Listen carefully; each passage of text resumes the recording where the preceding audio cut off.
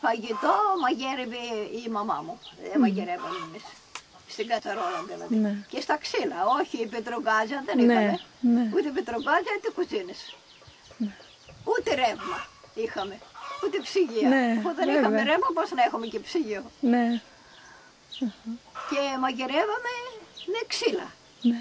Και είχαμε μια περουσιά και ήταν η κατσαρόλα και για να μην έχει καρβούνες πολλές, η μαμά μου μας έμαθε, βρέχαμε την κατσαρόλα πριν βάλουμε μέσα τι θα μαγειρέψουμε, κρέας, φασόλια, κολοκύθια, πατάτες, ό,τι.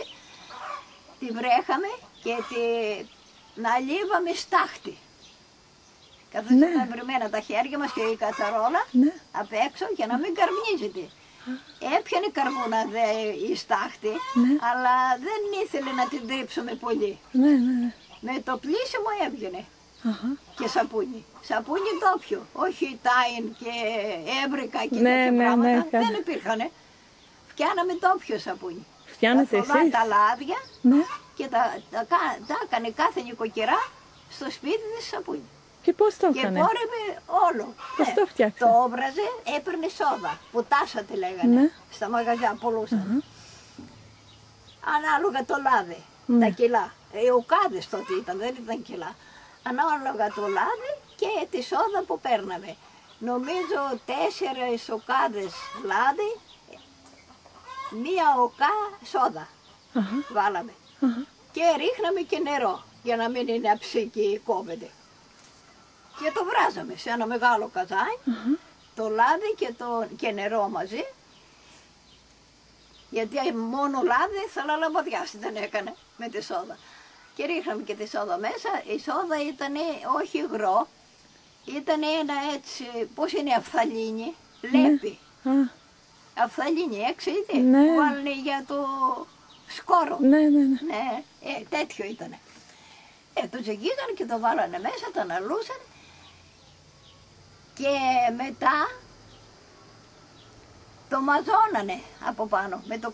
Είχαμε κοτάλες μεγάλες και κάσες και στρωμένες σε κάσες εφημερίδες για να μην φεύγει το σαπούνι.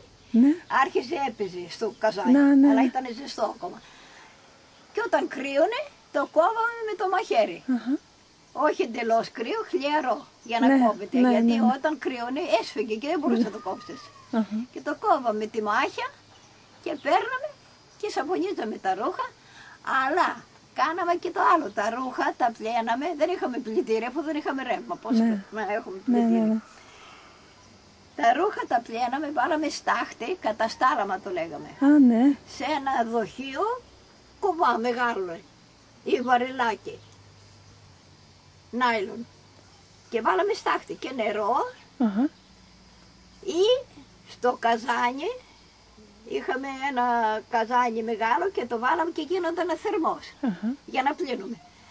Στη σακούλα η στάχτη και την κρυμούσαμε μέσα εκεί στο νερό που ήταν στο καζάνι.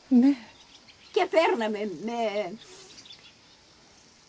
δεν παίρναμε με ντενικέ έτσι κατοστάρι μεγάλο, είχαμε κολούκθα. Κολοκύθια, νεροκόλοκθα τα λέγανε. Δεν τα τρώγανε αυτά τα κολοκύθια.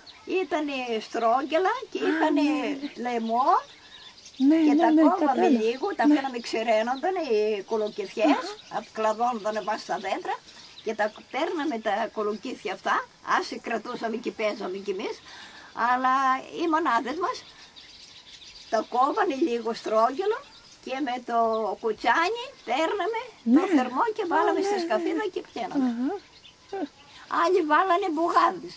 Εμείς δεν βάλαμε μπουγάδα έτσι. Στα πανέρια σαπουνίζαμε στη σκαφίδα και μετά είχαμε πανέρια. Επιθεράμε εδώ, βαστάει ένα πανέρι εκεί πέρα χαλασμένο. Εμείς δεν κάναμε τέτοια. Τα αφήναμε σε άλλη σκαφίδα και φασκώνανε. Και πλένανε τα άλλα, τα άσπρα κάνανε έτσι, πουγάδα τα λέγανε. Και πλένανε τα σκούρα.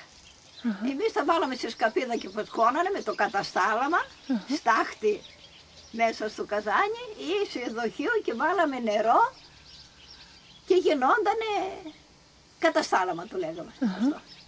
Και πλέναμε. Αντί για σόδα. Έτσι. Δεν είχαμε ούτε τάιν ούτε τίποτα. Και σαπούνι, ντόπιο. Αυτά. Μπράβο.